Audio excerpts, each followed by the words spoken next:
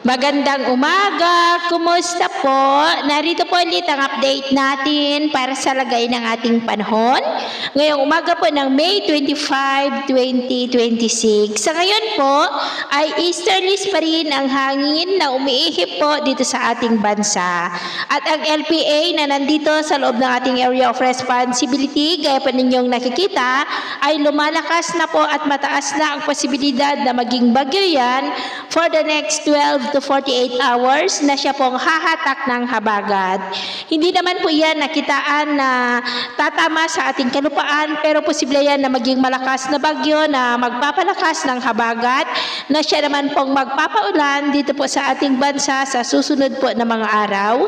At ito naman ay pinapakita ng forecast model na ating ginagamit hanggang po sa susunod na 2 linggo. At sa lagay ng ating panahon, ngayong madaling araw ay maayos naman ang panahon sa malaking bahagi ng bansa, pero may mga tsansa ng mga isolated rains sa ilang bahagi ng Palawan, Oriental Mindoro, Marinduque, southern part ng Quezon, Iloilo, Cebu, Bohol, southern part ng Leyte, southern Samar, Dinagat Island, Davao Oriental, South Cotabato at Sulu Archipelago. At mamaya ay sisikat ang araw sa malaking bahagi ng bansa.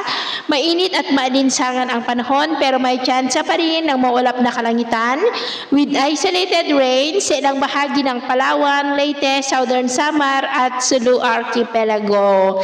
At mamayang hapon, mas maraming lugar ulit ang makakaranas ng mas maulap na kalangitan with isolated rains, lalo na po sa may Palawan at Mindanao, kaya mag-ingat po tayo sa mga banta ng mga pagbaha at pagguho ng lupa at sa panganib din ng mainit na panahon, lalo na po dito sa Luzon. At sa atin naman pong mga baybayin, wala naman po tayong nakataas na anumang gale warning signals, pero iba yung pag-iingat lamang po kung papalaot tayo para mas makaiwas sa mga sakunang pangkaragatan.